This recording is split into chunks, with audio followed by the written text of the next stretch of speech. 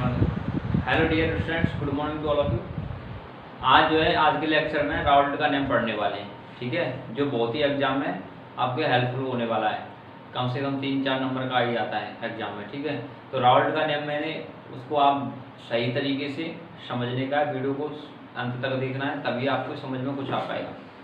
अगर राउल्ट का नियम आधा अधूरा ज्ञान ले लोगे तो उसमें कंप्लीट रूप से ना तो आप सही तरीके से उसको देख पाओगे, ना ही कर पाओगे। तो आपको अंत तक वीडियो देखना जरूरी है, ठीक है।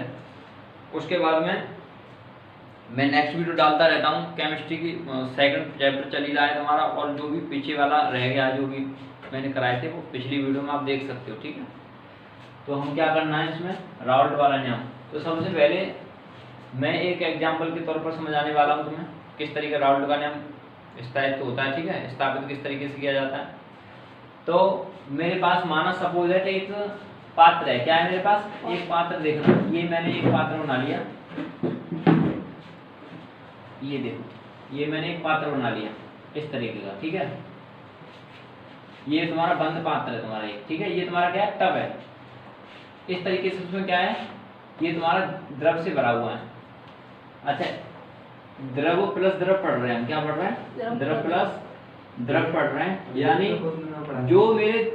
जो मेरे क्या होंगे, मैंने तुम्हें पढ़ाया था हेनरी वाला नियम, उसमें क्या था, द्रव प्लस गैस थी, गैस के अकॉर्डिंग था।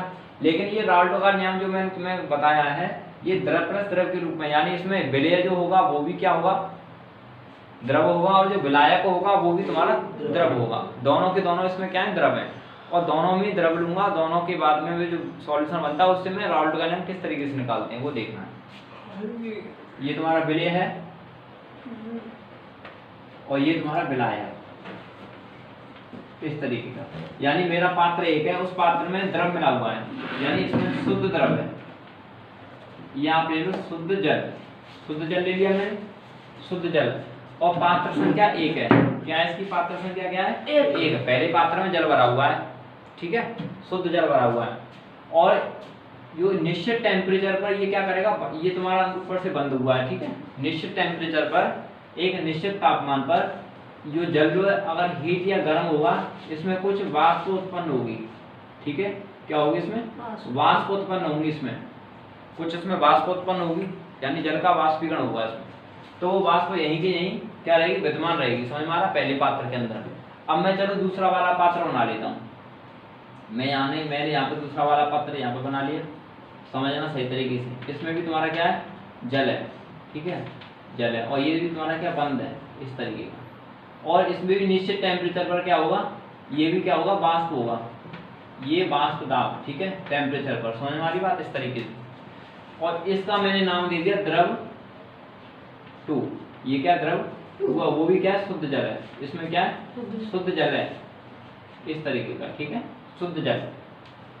ये पात्र 1 है, ये पात्र 2 है। इसमें भी द्रव जो शुद्ध जल है, इसमें भी भरा हुआ शुद्ध जल है, ठीक है। दोनों के दोनों मैं क्या पढ़ रहा हूँ, द्रव प्लस द्रव, ठीक है, विलय प्लस विलायक।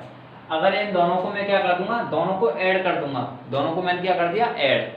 अच्छा, एक बात बताना है इसमें मेरे को कि जो तुम्हारा वाष्पीकरण हो रहा है ना, इसमें जो वाष्प उत्पन्न हो रहा है, ऊपर से क्या दबाव है, प्रेशर है, अंदर से क्या टेम्परेचर में क्या हो रहा है, उसमें टेम्परेचर में क्या हो रहा है, बढ़ोतरी हो रही है। तो दाब बनेगा ना, दाब, जो वाष्प दाब बोलते हैं, इसको क्या बोलते हैं, फिर हम वाष्प दाब बोलेंगे। तो वाष्प दाब को हम प्रदर्शित किससे करेंगे, यहाँ पे आपको माना P1 नॉट। देखो P मैंने क्यों माना, P फॉर प्रेशर, और प्रेशर इट मीन्स होता है दाब, ठीक है। और वाष्प क्या है, एक बुलबुले के रूप में इसको मैंने यहाँ पे पुट कर दिया। तो कर दिया मैंने, क्या कर दिया इसका, P1 नॉट। क्या बोलते हैं इसको, P1 नॉट बोलते हैं। तो P1 नॉट कर दिया, किसके लिए, पहले पात्र के वाष्प दाब का क्या मान है बेटा, इसमें P1 नॉट। समझ में आ रहा है? इस तरीके से पहले पात्र का P1 नॉट। ठीक उसी प्रकार मैं क्या करूंगा, दूसरा वाला जो पात्र है मेरा, उसमें भी क्या है, वाष्प दाब है, उसमें भी क्या ये वाष्प दाब है। इसी तरीके से टेम्परेचर पर वाष्प दाब बनेगा। तो इसमें बन रहा है, तो उसमें डिनोट करूंगा मैं P2 नॉट। समझ में आ गया? ठीक है, दोनों का। अब चेक करना, अब मैं क्या पढ़ रहा हूँ, द्रव प्लस द्रव। तो इसमें इसको मैं क्या कर दूंगा बेटा, ऐड कर दूंगा। दोनों का मैंने क्या कर दिया, ऐड कर दिया। और जैसे मैंने इसका ऐड किया तो तुम्हारा क्या प्राप्त हो जाएगा इसमें से, आप चेक करना क्या प्राप्त हो जाएगा इसमें से। अब मैं एक पात्र का जो जल है और जो दूसरे पात्र का जल है, एक पात्र का जल है और जो दूसरे पात्र का जल है, दोनों को क्या मिला दूं, एक ही पात्र में डाल दूंगा। एक बड़ा सा क्या लूंगा, पात्र लूंगा, बर्तन लूंगा, या एक कंटेनर लूंगा, कंटेनर ले लूंगा एक, और उसमें उसको मिला दूंगा। मिला दिया तो एक विलेय होगा, और दूसरी निश्चित बात है दूसरा क्या होगा, विलायक होगा, तभी तो मेरा विलयन बनेगा। तो हमें क्या करना है कि दूसरा पात्र ले लूंगा मैं इस टाइप का, देखो ये मैंने दूसरा पात्र ले लिया, थोड़ा सा हल्का बड़ा है, ठीक है, समझ में आ रहा है इस तरीके की बात। ये मेरा कंटेनर बंद है, इसमें मैंने क्या डाल दिया, ये पूरा का पूरा सॉल्यूशन इसमें डाल दिया, किसमें डाल दिया, इस वाले बड़े पात्र में। समझ में आ रही बात यहाँ तक? बस जो है इसको सही तरीके से देखना, समझना है, बस लैंग्वेज का देखना है हिसाब के मेरे समझ में आ रहा है कि नहीं लैंग्वेज, ठीक है, लैंग्वेज पर फोकस करना और प्लस चित्र पर फोकस करना। तो इसमें क्या बन जाएगा, अब मैंने क्या किया, ये तो अलग अलग थे, वासुदेव इसका अलग था, इसका वासुदेव अलग था, समझ में आ रहा है। पहले वाले कंटेनर का वासुदेव P1 नॉट, दूसरे वाले कंटेनर का वासुदेव P2 नॉट। अच्छा, अब मैंने इसको एक ही में मिला दिया, तो इसमें करूंगा, इसमें दोनों मिल गए कि नहीं मिले, दोनों, तो मैं अलग अलग लिखूंगा यहाँ पे। पहला द्रव एक का यानी कंटेनर फर्स्ट का जो वासुदेव बन रहा था, तुम्हारा क्या बन रहा था, वासुदेव, इसको बेटा डिनोट करूंगा इस वाली कंटेनर को P1 के लिए, किससे, P1 से डिनोट करूंगा। समझ में आ रहा है बात? पहला वाला इसमें मिला, मैंने मिलाया, और मिलाने के बाद उसका मैंने चेंज कर दिया P1 से, किससे चेंज कर दिया, P1 से चेंज कर दिया। अच्छा, दूसरा भी आया होगा, अब दूसरा क्या, दूसरा वाला द्रव डाला था मैंने, ठीक है, जो शुद्ध जल था उसका मैंने क्या कर दिया, उसमें कर दिया मैंने P2 दाब, ठीक है, पहले वाले द्रव के लिए P1 और दूसरे वाले द्रव के लिए P2। समझ में आ रहा है इस तरीके से? अच्छा, इसमें भी वासुदेव उत्पन्न हुआ इस तरीके से, ठीक है, प्रेशर है, वाष्प भी उत्पन्न हो रहा है इसमें, जो अंश है ना इसके, ये वाले, ये अंश ही तो हैं, ठीक है। अगर मैं एक चीज में क्वेश्चन बनता है कि मेरे पास कोई बर्तन है और बड़ा वाला उसमें बिलियन है टोटल, अब मुझे पूछा जाए कि इसमें माना मैंने दो क्या मिला दिया, मैंने जल मिला, 2 टाइप का जल मिला दिया, ठीक है, मीठा या कैसा भी, तो 2 जल मैंने शुद्ध जल के रूप में मिला दिया उसमें, तो पूछा जाएगा कि भाई कि पहले वाला जो द्रव है या दूसरा वाला द्रव है, इनमें से सबसे ज्यादा जिसकी मोलों की संख्या है, मोलों की सबसे ज्यादा संख्या वो किसकी होगी, और हम किसे विलय कहेंगे और किसे विलायक कहेंगे, ये बात आती है कि नहीं आती है। अब मैं इसमें पहला द्रव और दूसरा द्रव, अब मैं इसको विलय कहूंगा या विलायक कहूंगा, इसको विलय कहूंगा या विलायक कहूंगा, अब मुझे कैसे पता चलेगा, मेरे पास तो कोई इसमें कोई नाप तोल थी नहीं, तो हमें क्या पता चलेगा भाई। अब हम एक चीज आपको बताएंगे, अब मैं इसको मूल अंश से करते हैं डिनोट, हम इसको क्या से करते हैं, मूल अंश से डिनोट करते हैं। क्यों करेंगे मूल अंश से, क्यों करेंगे, जब मैं पहले निकाला था मोल प्रवाह मोल है, उसके बारे में मैंने आपको बताया था कि जिसका मूल अंश ज्यादा होता है वही उस विलयन में सबसे ज्यादा होता है मात्रा में, क्वांटिटी उसी की मात्रा हो जाता है, ठीक है। जिस पदार्थ का मूल अंश सबसे ज्यादा निकलेगा वही पदार्थ, समझ में आ रहा है, वही पदार्थ ज्यादा होगा, और वो ज्यादा होगा वही तुम्हारा विलायक कहलाएगा। और जिस पदार्थ के मूल अंश की वैल्यू कम होगी और उसका जो विलय होगा वो तुम्हारा क्या कहलाएगा, विलय कहलाएगा, स्वरूप कहलाएगा। समझ में आ रही? तो मेरे पास 1 लीटर जल है तो उसमें मोलों की संख्या कम निकलेगी, किसकी अपेक्षा, 2 लीटर की अपेक्षा, क्योंकि उसकी अपेक्षा वो कम है, इस तरीके से। तो हम किससे नोट करेंगे, मूल अंश से। समझ में आ रही है, मूल अंश से नोट करेंगे। अब चेक करना मूल अंश को किससे नोट करूंगा मैं, अब लिखूं यहाँ पे कि मैंने लिखा कि द्रव 1 में, समझ में आ रहा है, द्रव 1 में मूल अंश मैंने माना यहाँ पे x1। देखो द्रव 1 मान रहा हूं ना, द्रव 1 इस वाले पहले कंटेनर के लिए क्या था, मूल अंश निकालूंगा तो x1 निकलेंगे। माना पहले वाला कंटेनर क्या है, x1 है ना, मूल अंश निकाला, और उसका प्रेशर क्या है, P1, तो P1 के लिए x1 मान लिया मैंने। अगर मैं दूसरे वाले कंटेनर की बात करूं, दूसरे वाले जो मैंने दूसरा वाला द्रव मिलाया था उसमें एक पात्र में, तो वो कौन सा है, P2, तो इसके लिए कौन सा होगा बताओ, P2 के लिए x2। मूल अंश क्या मानूंगा, द्रव 2 के लिए मूल अंश मान लूंगा यहाँ पे, मूल अंश मान लूंगा यहाँ पे x2। समझ में आ रही यहाँ तक, यानी स्टेप बाय स्टेप आपको समझना है। अब मैंने क्या मान लिया, x2, मुझे क्या निकालना है भाई, किसके मूल अंश ज्यादा हैं और किसके कम है। मैंने आपको बता दिया जिसकी मात्रा ज्यादा होगी उसके मूल अंश भी ज्यादा होंगे, ठीक है, और जिसकी मात्रा कम होगी उसके मूल अंश कम होंगे। अर्थात जिसके मूल अंश ज्यादा हैं वो तुम्हारा विलायक कहलाएगा, और जिसके मोल अंश कम है वो क्या, विलेय कहलाएगा। और मैं दोनों को सॉल्यूट प्लस सॉल्वेंट को मिला दूंगा तो सॉल्यूशन आपका निकल के आएगा, यानी विलेय प्लस विलायक इक्वल टू विलेय बन जाएगा। समझ में आ रहा है इस तरीके से। तो अब मैं क्या करूंगा, इसमें आपको चेक करना है P1 पहले वाले द्रव के लिए दाब क्या है, वाष्प दाब है, दाब क्या है P1 बराबर अभी बराबर मत करो, आपको एक और स्टेप इसमें डाल दूंगा, ठीक है। यानी आप व्याख्या के रूप में, यानी स्पष्टीकरण के आप समझोगे ज्यादा से ज्यादा तो समझ में ज्यादा आएगा बेहतर, ठीक है। तो P1 यहाँ पे लिख लूंगा मैं x1, क्या लिख लिया यहाँ पे x1, समझ में आ रहा बात। अब चेक करना, ये तुम्हारा P2 यहाँ तक आ रहा वीडियो, यहाँ तक P2 यहाँ पे कर दिया x2, ये इसके मूल अंश है, ये इसका दाब है। तो पहले वाले दाब के लिए क्या आ रहा है x1, दूसरे वाले दाब के लिए अजय, दूसरे वाले दाब के लिए क्या आ रहा है x2 आ रहा है, दूसरे वाले दाब के लिए क्या आ रहा है x2 आ रहा है। अब मैं इसमें निकालूंगा कैसे कि जब मेरा पहला वाला वाष्प दाब P1 है, मेरा पहला वाला जो दाब है P आंशिक दाब है P1, तो उसकी क्वांटिटी के समानुपाती होगा क्या, मोल अंश।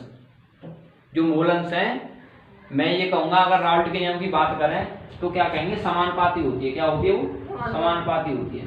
अब वो समानुपाती कैसे होती है वो देखो, मैंने जिस वाले किस पदार्थों को उसमें मिलाया था, जिस वाले द्रव को मैंने मिलाया था बड़े वाले कंटेनर में, समझना। तो मैं कहूँगा किसी द्रव्य विलायक, किसी द्रव्य विलयन में, ये तुम्हारा क्या है, कोई द्रव्य विलयन है, पूरा टोटल विलयन है, किसी द्रव्य विलयन में उपस्थित, किसी द्रव्य विलयन में उपस्थित उसके मूलंश उसके दाब के, यानी उसके आंशिक दाब के समानुपाती होता है। अतः यह क्या कहलाता है, राउल्ट का नियम कहलाता है। क्या कहलाता है, इसको हम क्या कहते हैं, राउल्ट का नियम कहते हैं। समझ में आ रही बात। यानी मेरा कोई द्रव है, टोटल द्रव है ये, है कि नहीं, इसमें जो आंशिक दाब होगा, जो ये आंशिक दाब, ऊपर से जो प्रेशर पड़ रहा है, नीचे से टेम्परेचर निश्चित तापमान है, उसमें जो वाष्प दाब बनेगा वो किसके अनुक्रमानुपाती है, समानुपाती किसके, उसकी मात्रा के समानुपाती या उसके मोल अंशों के समानुपाती होगा। इट इज कॉल्ड, क्या कहलाएगा, राउल्ट का नियम, राउल्ट ऑफ लॉ है। तो ये मैंने क्या बनाया, पहले कंटेनर के लिए आ गया राउल्ट का नियम, दूसरे वाले कंटेनर के लिए आ गया राउल्ट का नियम। समझ में आ रहा है कि जो पहला वाला जो आंशिक दाब था वो समानुपाती है x1 के। x1 क्या है, इसमें मूल अंश है। जो आंशिक दाब किसके समानुपाती है, मोल अंश के समानुपाती है। दूसरे कंटेनर के लिए कि ये जो दूसरा वाला कंटेनर है उसमें जो विलयन उपस्थित है वो विलयन का आंशिक दाब जो है समानुपाती होता है दूसरे वाले मोल अंश के। समझ में आ रहा, दूसरा वाला मोल अंश, दूसरा वाला आंशिक दाब, पहला वाला मोल अंश और पहला वाला आंशिक दाब। पहले की पहले से तुलना करनी है आपको, दूसरे वाले की दूसरे से तुलना करनी है, ठीक है। समझ में आ रहा है इस तरीके से। तो अब तुम्हें करना क्या है इसमें, अगर मैं इसको बराबर रखता हूं, समझ में आ रही बात। अगर मैं प्रोपोर्शनल को हटा करके इक्वल का साइन लगाता हूं तो इसमें एक बेटा स्थिरांक आता है, एक नियतांक आएगा। उस नियतांक का मान जो होगा मैं आपको बता रहा हूं, यहाँ पे देखो नियतांक हो जाएगा तुम्हारा P। क्या हो जाएगा P, देखो P1 बराबर रखूंगा यहाँ पहले वाले कंटेनर की P1, प्रोपोर्शनल है इसकी इक्वल रखूंगा, तो प्रोपोर्शनल की जगह मैंने इक्वल रखा। अब इसमें जो नियतांक आएगा, स्थिरांक बनेगा, वो बन जाएगा तुम्हारा P1 नॉट। क्या बन जाएगा P1 नॉट, और इनटू में क्या आएगा तुम्हारा x1। यहाँ तक समझ में आ रहा है कि नहीं आ रहा है, इस तरीके से देखो P1 नॉट कैसे आया, P1 नॉट कैसे आया। देखो मैं किसी प्रोपोर्शनल को हटाता हूँ, रिमूव करता हूँ, उसकी जब ऐड क्या होता है, इक्वल तो ऐड होगा, और लेकिन उसका जो स्थिरांक तो आएगा, कुछ ना कुछ स्थिरांक क्या आएगा उसका, जो मैंने पहले माना था, ये मैंने शुद्ध विजन का क्या माना था P1 नॉट। P1 नॉट किसके लिए माना था, इसमें जो आंशिक दाब है, ये वाष्प दाब है। क्या है, वाष्प दाब है। वाष्प क्या है, एक P01 माना था पहले वाले कंटेनर के लिए। तो पहले वाले कंटेनर के नियतांक क्या बनेगा, स्थिरांक क्या बनेगा P1 नॉट। केवल इसमें कुछ भी चेंजिंग नहीं किया है, मैंने क्या किया, स्थिरांक का चेंजिंग किया। समझ में आ रही बात, इक्वल में रखा है और स्थिरांक का मैंने यहाँ पर मान रख दिया है, ठीक है। समझ में आ रहा है इस तरीके से। अब देखना ये पहले वाले कंटेनर के लिए कंप्लीट। अच्छा दूसरे वाले के लिए करूंगा तो ये तुम्हारा बन जाएगा P2 इक्वल टू, यहाँ पे प्रोपोर्शनल को रिमूव करूंगा तो ऐड हो जाएगा P2 नॉट। क्या हो जाएगा, P2 नॉट हो जाएगा। तो ये बन जाएगा तुम्हारा P2 नॉट, और x2 क्या है इसमें बेटा, x2 है तुम्हारे मोलों की संख्या, मोल अंश, मोल प्रवाह या मोल बिंदु, ठीक है। हम किस तरीके से पता लगाते हैं कि ये विलेय है, विलायक है, जिस वाले विलयन में जिस मोलों की संख्या या मोल अंश ज्यादा होगा है तो विलायक होगा, और जिसमें मोलों का अंश जो कम होगा वो विलेय कहलाएगा। और दोनों को मैं मिला दूंगा तो विलयन बन जाता है। अगर एक बात आपने ऑब्जर्व नहीं किया है कि जो मैंने पिछले अध्याय में पढ़ाया था, तो मैं जैसे एक मूल अंश है, एक पदार्थ का मूल अंश आया और प्लस का दूसरे पदार्थ का मूल अंश आया, अगर मैं इसको दोनों को ऐड करता हूं तो मान आता है 1। ठीक है, मान आता है 1। जैसे मैं x1 क्या माना इसमें, एक पहले वाले कंटेनर का मूल अंश माना, और x2 मैंने क्या माना था, दूसरे वाले कंटेनर के लिए मूल अंश। तो इन दोनों को मैं ऐड करता हूं तो क्या बन जाता है, 1 बन जाता है। ये किसके बराबर होता है, 1 के बराबर होता है। इस तरीके से समझ में आ रहा है। यानी मैं कभी किसी भी, या 3 हो या 4 हो, कोई भी पदार्थ हो, कोई भी द्रव हो, अगर मैं मूल अंशों की बात करता हूँ और सबको जोड़ता हूँ, दो विलयनों का अंश क्या करता हूँ, मूल अंश को ऐड करता हूँ तो आंसर आएगा तुम्हारा 1। ठीक है, उस तरीके का। तो ये वाला पहले कंटेनर के लिए हो गया, दूसरे वाले कंटेनर के लिए क्या है तुम्हारा, जो तुम्हारा है ना ये दाब है, ये क्या तुम्हारा आंशिक दाब है। समझ में आ रही बात, आंशिक दाब। आंशिक दाब किसके अनुक्रमानुपाती समानुपाती होती है, उस विलयन में उपस्थित उसके मूल अंशों के अनुक्रमानुपाती होती है या समानुपाती होती है। ठीक है, समझ में आ रही बात। ये होता है तुम्हारा राउल्ट का नियम। तो आप राउल्ट का नियम की परिभाषा भी लिख सकते हैं, वीडियो पॉज करके भी देख सकते हो, या फिर वीडियो को पीछे बैक करके देखना। मैं तुम्हें राउल्ट की परिभाषा को लिखाता हूँ और वीडियो में से आप नोट भी कर सकते हो। अगर मैं इसकी परिभाषा लिखूँ, आप परिभाषा करना है तुम्हें कि किस परिभाषा लिखो राउल्ट नियम की, कि किसी द्रव्य विलयन में वाष्प दाब, किसी द्रव्य विलयन में वाष्प दाब, ये तुम्हारा क्या वाष्प दाब, उसी विलयन के मूल अंश के अनुक्रमानुपाती या समानुपाती होती है। इट इज कॉल्ड राउल्ट का नियम। समझ में आ गया। तो ये क्या कहलाता है, राउल्ट का नियम कहलाता है, जो उसका क्या है, वाष्प दाब है, और उसके अंश जो वाष्प दाब या आंशिक दाब उसके मूल अंश के समानुपाती होती है। ठीक है, आपको मैंने पिछली वीडियो में भी ये शायद कराया था, तो इस तरीके से बताया था, और आप इस तरीके से आप इसको नोट डाउन कर सकते हो। और ये तुम्हारा क्या मेथड है, इस तरीके से तुम्हारा मेथड हल होगा। अब चेक करना है इसमें, ये तुम्हारा कंप्लीट यहाँ तक होगा। अगर क्वेश्चन पेपर में आता है ग्राफीय निरूपण करवाने के लिए, ठीक है, राउल्ट का नियम समझाइए, राउल्ट का ग्राफीय निरूपण क्या होता है, ठीक है, किस तरीके से आता है, तो समझना। जैसे मैंने इसका प्रयोग किया, x1 + x2 = 1 है, दोनों को ऐड करके एक आता है, तो ग्राफ देखना। यहाँ पे मैंने आपको परिभाषा लिखा दिया, यहाँ पे लिखने की आवश्यकता नहीं है, आपको जो वीडियो को पीछे करके उसको परिभाषा को आप नोट डाउन कर सकते हैं। ठीक है, नोटबुक में। तो यहाँ पे मैं आपके लिए ग्राफ बनाता हूँ, एक बहुत अच्छा ग्राफ है, इसको समझना है बस। और आप इस ग्राफ को समझ लोगे ना, समझ में आ रहा है, आप इस ग्राफ को समझ लोगे तो क्या बन जाएगा, तुम्हारा हीरो बन जाओगे इसमें। राउल्ट का नाम कभी भूलोगे नहीं। तुम्हें रट्टा लगाने की कोई जरूरत नहीं है, तुम्हें रट्टा लगाने की कोई जरूरत नहीं है। राउल्ट का नाम किस तरीके से होता है तुम्हें बस समझना है कि मैं किस टाइप से करा रहा हूँ, तुम्हें उसी टाइप से तुम्हें एक क्या एग्जाम्पल के तौर पर तुम्हें राउल्ट का नाम सिद्ध करना है, स्थापित करना है। ठीक है, उसके अनुसार तुम्हें परिभाषा भी आपको मिल जाएगी। तो देखना, यहाँ पे मैं क्या बना देता हूँ, एक ग्राफीय निरूपण, तो इसको देख लो। और ग्राफीय निरूपण आगे वाले इसी चैप्टर में, ग्राफीय निरूपण आगे वाले इसी चैप्टर में कई बार इस्तेमाल होने वाला है आगे चल के। ठीक है, इसी चैप्टर में तुम्हें जरूरत पड़ेगी, इसको आप समझो किस तरीके से होगा ग्राफीय निरूपण। ये देखो, जैसे मैंने इस वाले पॉइंट पर देखो, मेरे पास क्या मान है, x1 + का x2 = 1 है, x1 + का x2 = क्या है, 1 है। तो देखो एक बार मैंने माना x = 0, यहाँ देखो x = 0, ठीक है, और x बराबर माना मैंने यहाँ पे x1 बराबर और x2 बराबर क्या माना, 1।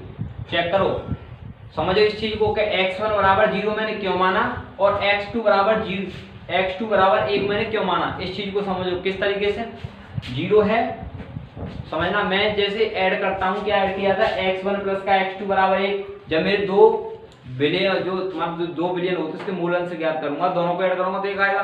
तो इन दोनों को मैं ऐड करूंगा ना, x1 + x2, तो 0 + का 1 बराबर कितना आएगा, 1 आएगा। तो उसी के अनुसार मैं ग्राफीय निरूपण करता हूं। तो यहां से ग्राफीय निरूपण बनेगा जब मेरा x1 बराबर x के लिए क्या था, इसमें देखो x क्या मूलों की संख्या है, मूल अंश है x1।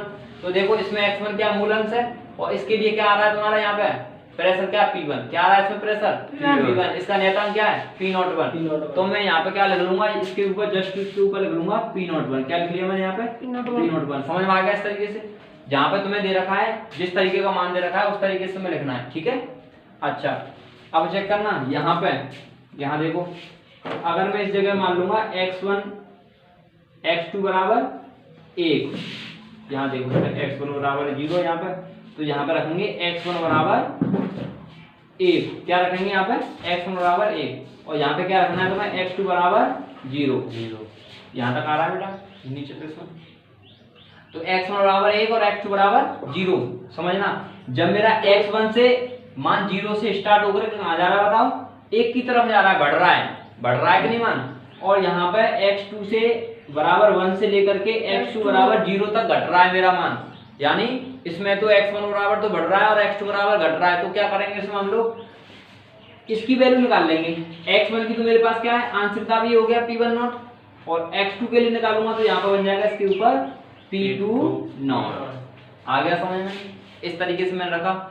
अब चेक करना ये किस तरीके से बढ़ रहा है। देखो बढ़ने का क्रम किस तरीके से होता है, यहाँ से ग्राफ स्टार्ट होगा और ग्राफ स्टार्ट होने के बाद कहाँ पर जाएगा, P2 नॉट की तरफ जाएगा। ठीक है, किस जगह P2 नॉट की तरफ। x2 किस था, x2 किसके बराबर था, P2 था, इसलिए मैंने यहाँ पर रख दिया। x2 क्या मूलंश है, इसका दाब कितना है, ये वाला नियतांक, तो यहाँ पर रख दिया। तो देखो ये यहाँ से लेके कहाँ तक जाता है, इस तरफ जाता है, यहाँ तक गया। समझ में आ रही बात, इस तरीके से बढ़ रहा है, यानी 0 से कहाँ तक जा रहा है, 1 तक जा रहा है। कहाँ तक जा रहा है, 1 तक जा रहा है। और ये वाला फंक्शन कहाँ से जा रहा है, इधर, ये भी बढ़ रहा है कि नहीं बढ़ रहा है। ये 0 क्या x2 का मान है बेटा, ये क्या है x2 का मान, तो x2 बराबर 0 यहाँ पे, और x2 बराबर यहाँ पे कितना हो जाता है 1, तो ये भी बढ़ रहा है। तो यहाँ पे क्या लिख देंगे ग्राफ निरूपण में, जहाँ से तुम्हारा x1 का मान जा रहा है ना, वहाँ पे इस वाले मान को रख दो, और जहाँ से x2 का मान जा रहा है वहाँ से इस वाले मान को रख दो। समझ में आ रहा है इस तरीके से बात। तो यहाँ पे क्या करना है तुम्हें, P1 बराबर P01 इंटू x1, ये मोलों की संख्या, ये तुम्हारा वाष्प दाब, ये तुम्हारा हो गया P1 यानी आंतरिक दाब। ये देखो चेक करो, ये नियतांक हो गया। अब यहाँ पे लिख दो इस वाले ग्राफ पे, क्या लिखना है तुम्हें, P1 बराबर, या प्रोपोर्शनल कर सकते हो, प्रोपोर्शनल x1, ये तुम्हारा यहाँ पे आ गया। ठीक है, ये मैंने निरूपित कर दिया। दूसरा वाला क्या बनेगा, P2 बराबर P2 नॉट, ये P2 अंश है, नॉट है, x2 इस वाले पे रख दूंगा, तो ये बन जाएगा तुम्हारा P2 प्रोपोर्शनल x2। ठीक है, ये समझ में आ गया। इस वाली लाइन पे P2 प्रोपोर्शनल x2, यानी जो दाब है वो मोलंश के, वाष्प दाब है मोलंश के समानुपाती है। ठीक है, और ये P1 है, यानी दाब है पहले वाले कंटेनर का, जो दाब है वो पहले वाले मोलंश के समानुपाती है। ठीक है, इस तरीके से बढ़ रहा है। अब चेक करना यहाँ पे, अगर मैं इस वाली लाइन को और इस वाली लाइन को क्या करता हूँ, मिला देता हूँ, इस वाली लाइन को और इस वाली लाइन को क्या करता हूँ, मिला देता हूँ। इस तरीके से मैंने मिलाया, देखो यहाँ पे ये स्ट्रेट लाइन है। ठीक है, ये मैंने मिला दिया, जैसे मैंने यहाँ पे इसको मिलाया तो बेटा इसको बोलते हैं, यानी ये किसका है P1, ये P2 और ये वाला P1। तो दोनों को क्या करूंगा, अगर मैं दोनों के दाबों को क्या करूंगा, मिला दूंगा, दोनों के प्रेशर को क्या कर दूंगा, मिला दूंगा, तो क्या बन जाएगा ये देखो, तो ये बन जाएगा तुम्हारा P टोटल, क्या आ गया P टोटल, PT सरफेस में जो है वो टोटल का मान है। ठीक है, प्रेशर कितना है, कुल दाब, क्या ये PT मतलब कुल दाब इक्वल टू हो जाएगा तुम्हारा, कुल दाब इक्वल टू बन जाएगा तुम्हारा, दोनों को जोड़ दूंगा P1 प्लस का P2। आ रहा समझ में, बहुत ही आसानी से आया कि नहीं आया, यानी P1 प्लस P2, अगर P1 प्लस P2 की जगह इन मानों को रख देंगे तो भी कोई प्रॉब्लम नहीं है, क्योंकि उसका मान है इक्वल है। समझ हमारी, इस तरीके से ग्राफ हो जाएगा। अच्छा, अब चेक करना हमें इसमें कि ये यहाँ पे तुम्हारा बेटा कंप्लीट हो गया। ठीक है, ये राउल्ट का नियम कहलाता है। समझ में आ गया, फॉलो करते हैं। तो इसमें आपको करना, आप ये तुमने स्क्रीनशॉट ले लिया राउल्ट वाले नियम का। अब तुम्हें पढ़ना है इसमें से कि एक आदर्श विलयन आता है राउल्ट के नियम में, और एक आता है अनादर्श विलयन। उस तरीके से किस तरीके से आपको हल करना, सॉल्व करना। ठीक है, आपको चेक करना है, इसको मैं सब कर देता हूँ। ठीक है, और ये तो तुमने कर लिया। अब मैं यहाँ पर डालता हूँ आदर्श विलयन और अनादर्श विलयन होते क्या है, हमारी इसी से रिलेटेड। ओपन देखो, इसमें क्या है, आदर्श विलयन है तुम्हारा, इसमें देखना बस ध्यान से, आदर्श विलयन, और यहाँ पे मैं डाल देता हूँ अनादर्श विलयन। अच्छा, अनादर्श विलयन, आदर्श विलयन क्या होता है वो देखना है। और अनादर्श विलयन क्या होता है वो देखना है, चेक करना। आदर्श उसे कहते हैं, आदर्श विलयन उसे कहते हैं जो राउल्ट के सभी सांद्रताओं पर नियम का पालन करता है। लिख लो आप साथ साथ में कि आदर्श विलयन वह है जो राउल्ट के नियम का सभी सांद्रताओं पर लागू होता है, समझ या नियम का पालन करता है। लिख लो, यहाँ पर लिख दूंगा पहला मैं, राउल्ट के नियम का पालन करता है, राउल्ट के नियम का पालन करता है।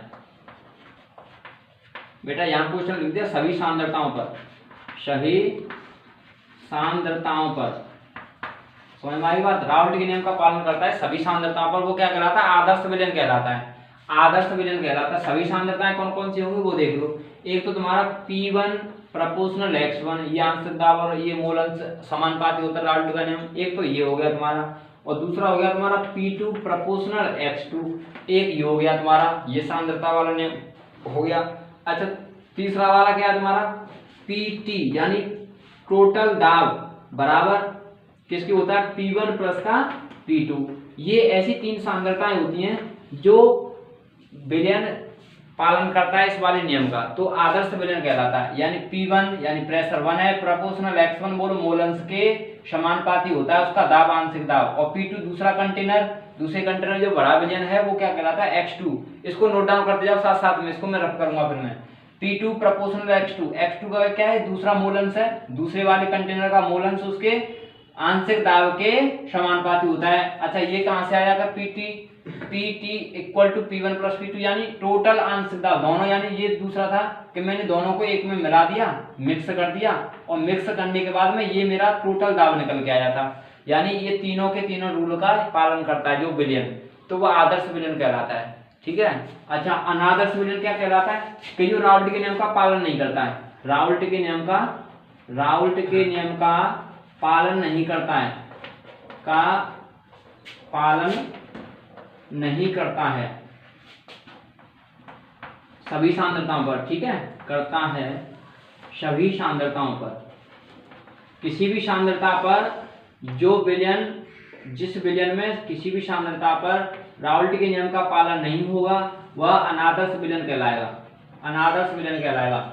अगर आपके कौन से रूल होंगे, वो रूल होंगे बेटा P1 जैसे बराबर किया था मैंने, P1 बराबर P01 इंटू x1, ये नॉट इक्वल टू हो जाएगा P2 प्रोपोर्शनल बराबर P2 नॉट x2, ये नॉट इक्वल हो जाएगा। इसमें क्या था, इक्वल था, इसमें बराबर कर दूंगा तो P1 नॉट इसमें भी आ जाएगा, ठीक है। इसको मैं और कैसे देखो, इसमें क्या प्रोपोर्शनल एक ही बात है, उसमें मैंने बराबर कर दिया तो नॉट इक्वल टू यानी बराबर आ रहा है तो आदर्श नियम हो जाएगा, अगर बराबर नहीं आ रहा है तो अनादर्श, ये सांद्रता का पालन नहीं करेगा।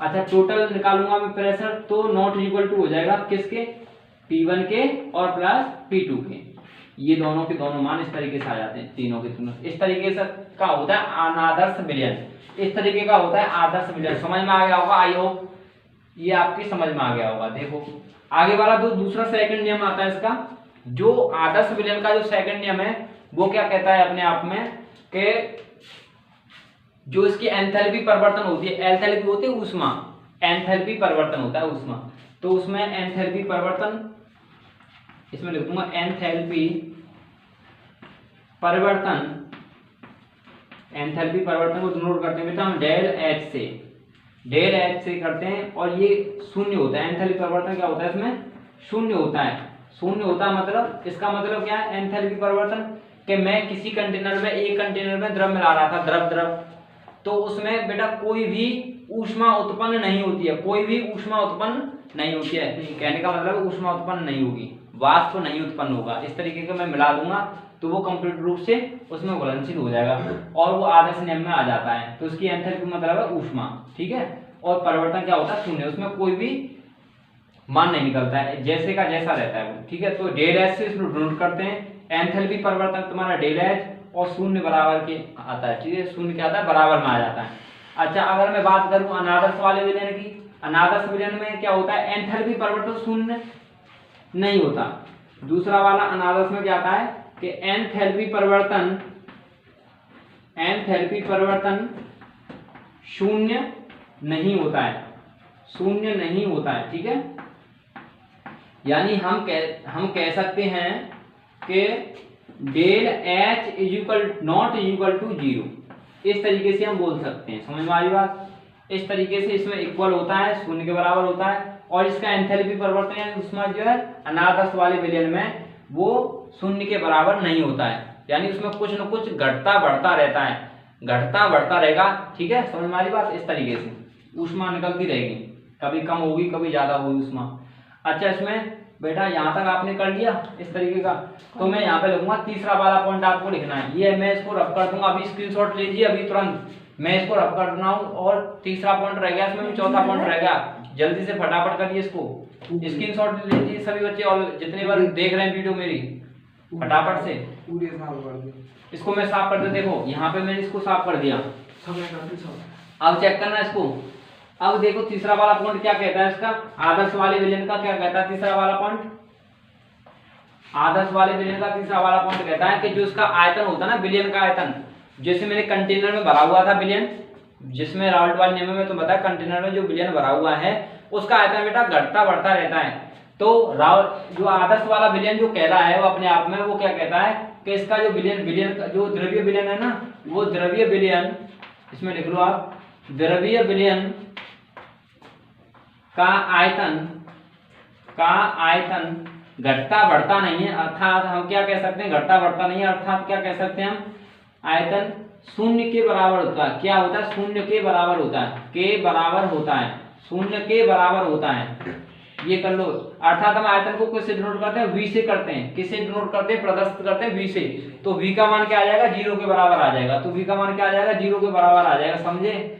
यानी जो आदर्श विलयन होता है, दूसरा क्या अपने आप में तीसरी वैल्यू क्या कहते हैं, द्रव्य विलयन का जो आयतन होता है वो शून्य के बराबर होता है, वो आदर्श विलयन कहलाता है। ठीक है, राउल्ट के नियम के अनुसार, राउल्ट के नियम के अनुसार ये होता है। अगर अनादर्श विलयन की बात करें, जो द्रव्य विलयन होता है, वो जो द्रव्य विलयन होता है, द्रव्य विलयन जिसका आयतन करो फटाफट जल्दी से, साफ करने वाला हूं उसको मैं, जिसका आयतन शून्य के बराबर नहीं होता है, शून्य के बराबर नहीं होता है।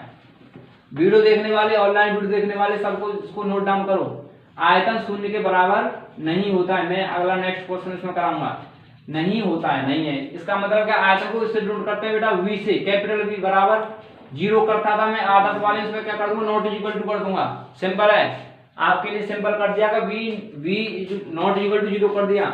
वीडियो देखने वाले सभी बच्चे इसको चैनल को सब्सक्राइब करना, लाइक करना और शेयर करना ना भूलें। कमेंट बॉक्स में मेरे को मेंशन और रिप्लाई करना, जिससे मैं आपको अपने इस वीडियो में और ज्यादा इंप्रूव करके आपको और ज्यादा अच्छी तरीके से पढ़ा सकूं। तो आपको ये करना है, सेकंड वाला अनादर्श विलयन क्या करना है, द्रव्य विलयन का द्रव्य विलयन जिसका आयतन शून्य के बराबर नहीं होता है वो अनादर्श विलयन कहलाता है। और आदर्श विलयन और क्या है, ये द्रव्य विलयन का आयतन शून्य के बराबर होता है, v इक्वल टू 0, तो आदर्श विलयन आ जाएगा। समझे? इस तरीके से करना है तुम्हें। चौथा पॉइंट देखिए, इसको मैं नीचे वाले साफ कर देता हूँ, नीचे वाला साफ कर दिया मैंने। अब देखो चौथा वाला क्या कह रहा है अपने आप में, चौथा वाला क्या कहता है कि मेरे पास विलेय है। क्या है मेरे पास? विलेय है। क्या विलेय है? विलेय देखो यहाँ पे मेरे पास, देखो यहाँ पे मैं लिख देता हूँ विलेय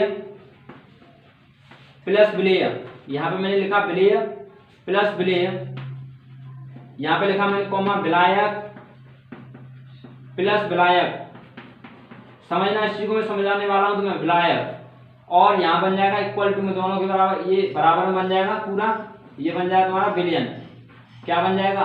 विलयन बन जाएगा, सॉल्यूशन बन जाएगा यहाँ पे। ये आदर्श वाले विलयन के लिए, यानी विलय होगा मेरे दो विलय है, माना द्रव है, द्रव क्या है ये मेरा, ये भी तुम्हारा द्रव है बेटा और ये भी तुम्हारा द्रव है।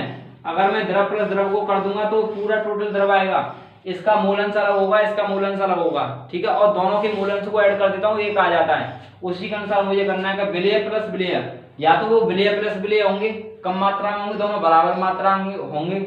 अगर वो ज्यादा मात्रा में तो विलायक प्लस विलायक होंगे।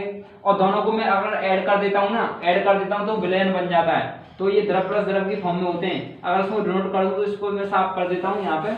तो इसको हम किस तरीके से डिनोट कर सकते हैं, मेरे पास एक कंटेनर है, क्या है मेरे पास, एक कंटेनर दे रखा है, ठीक है। उस कंटेनर में क्या है कि ए के साथ कौन, ए के साथ क्या है, ए है, क्या है, ए के साथ ए है, ये विलय है, ये भी विलय है, तो मेरा ए भी विलय है और ये भी मेरा क्या है, विलय है। समझ में आ रहा है। और दूसरा वाला क्या करूंगा, दूसरा वाला मेरा कंटेनर यहाँ पे देखो, ये वाला ब्लैक वाला कंटेनर है मेरे पास, इसमें क्या है, ये मेरा बी है और ये भी तुम्हारा क्या है, बी है। समझ में आ रहा है, ये पहला वाला ब्लैक और दूसरा वाला ब्लैक, पहला वाला ब्लैक और दूसरा वाला ब्लैक। समझ में आ रहा है, बी से नोट किया।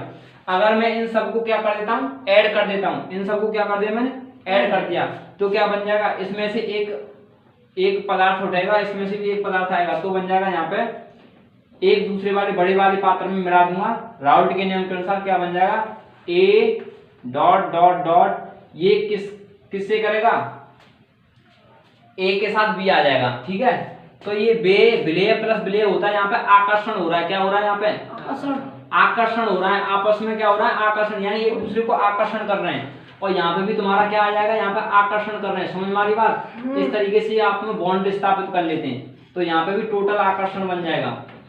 ये बेटा होता है आदर्श विलयन के लिए चौथा वाला पॉइंट, विलय प्लस विलय होता है, इसमें आकर्षण बन जाता है। और ब्लैक प्लस ब्लैक, ये भी आकर्षण कर रहा है, ये बी डॉट डॉट बी, ये भी क्या बना, बंद बना रहा है अपने आप में, बंद बना रहा है, तो इसमें से एक निकलेगा, इसमें से भी एक निकलेगा, ए बॉन्ड बी बन जाएगा। इस तरीके से बन जाएगा विलयन टोटल। समझ में आ रही है, यानी दोनों के दोनों क्या बनेंगे इसमें, दोनों के दोनों क्या बनेंगे इसमें, बताओ जल्दी से, दोनों के दोनों बनेंगे इसमें विलयन, एक द्रव्य विलयन बन जाएगा। क्या बन जाएगा इसमें, एक द्रव्य विलयन बन जाएगा। तो ये तुम्हारा आदर्श के लिए चौथा वाला पॉइंट हो गया। अब देखो इसको मैं रफ कर देता हूँ, एक अनादर्श के लिए लास्ट पॉइंट है, तुम्हारे लिए लास्ट पॉइंट है। और वीडियो को लाइक करना, शेयर करना, कमेंट करना, मेंशन करना उसमें, और सब्सक्राइब करना ना भूलें, ताकि नोटिफिकेशन आपको मिलती रहे डेली, ताकि आपको नोटिफिकेशन डेली मिलती रहे। समझ में आ रहा है, इस तरीके से करना है तुम्हें। और मेरी कोचिंग सेंटर के साथ बने रहिए, Kanha individual class coaching centre से आपको सर्च करना है, गूगल करना है, यूट्यूब करना है, उसमें आप वीडियो मेरी मेंशन होती रहती है डेली। समझ आ रही है, एक और लास्ट पॉइंट है तुम्हारा, देखो इसको आपने नोट पॉइंट कर लिया, जल्दी से कर लो नोट पॉइंट, नोट और स्क्रीनशॉट भी ले लीजिए आप।